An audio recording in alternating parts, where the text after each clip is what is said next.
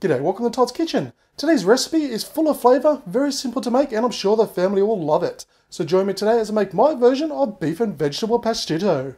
Now to start this off, I'm going to use a pot on the stove on a medium to high heat. Now I'm just going to do it all in a pot, it just saves swapping over from a fry pan. So into this pot, we're going to place in 800 grams of minced beef, and it's also referred to as ground beef. So over this medium to high heat, we're just going to keep on breaking it up and cooking it until the meat's cooked all the way through. So once we've browned our meat all the way through, we're going to take the meat out of the pot, put it into a sealed container, so we can cook the rest of our ingredients. Okay, now that our meat is browned all the way through, and I have it in a sealed container, into the same frying pan, on a medium to high heat, I'm going to place in some chopped up carrots, then a couple of sticks of chopped up celery, then a chopped up onion, and finally 2 chopped up zucchinis. Now we're just going to keep on stirring this and mixing it through and cooking it over this heat for about, say, 10 minutes, just until everything is softened up. Okay, so we've cooked our vegetables and you can see they're withered down and they're nice and soft. So what we're going to do now is we're going to return our minced meat to the pot. And just give that a bit of a stir through. And next we're going to add our passata sauce. Now passata sauce is basically pureed tomatoes. It makes a fantastic base. So just pour that right in and mix it through until everything is perfectly combined. Okay, once that's mixed through, I'm going to add some minced garlic, or about 2 to 3 cloves of crushed garlic. It's really up to you on how much you like your garlic, of course. And I'm going to sprinkle on some oregano. And just give that a good mix through. Okay, so we're going to keep this on a medium to high heat until it comes up to a boil. Once it comes up to a boil, we're going to turn it down to a simmer. Okay, so it's simmering away, so all we're going to do now is we're going to put a lid on this and we're going to let it simmer away for 40 minutes, and that's going to really infuse all those lovely flavours.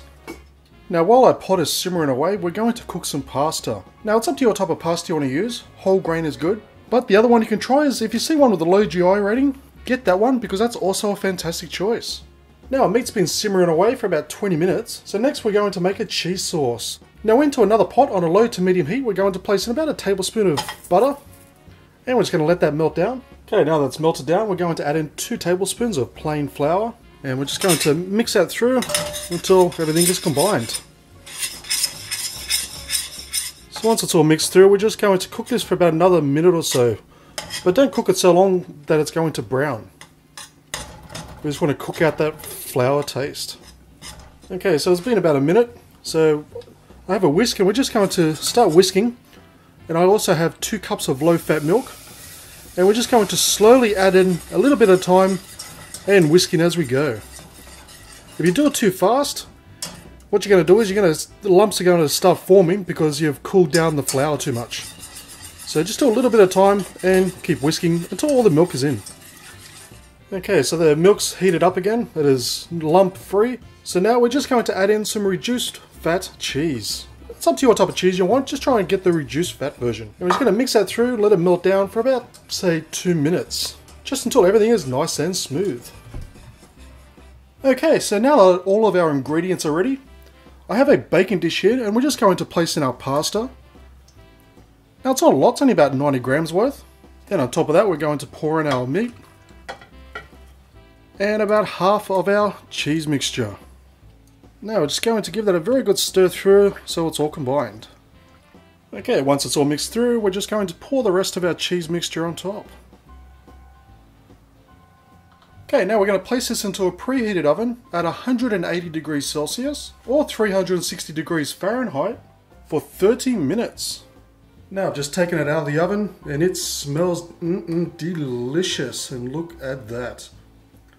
It is nice and cheesy and moist, and that meat is cooked perfectly. Let's give it a try. Oh man, that is so good. That is really, really good. Now what I've done is I've just seasoned the top here with some cracked pepper. Feel free to add salt if you like, but I like to try and keep it a little bit healthier. But the one thing that really matters is that it tastes simply delish. So this really is a fantastic and wholesome meal, just like the ones Mum used to make. So thank you for watching this episode of Todd's Kitchen. As always, I'll leave a list of ingredients down below, as well as links to my Facebook, Twitter, Instagram and Home Handy Hints channel. And please do me a massive favour by giving this video a thumbs up, leave a comment and subscribe, and I'll see you next time for another delicious recipe.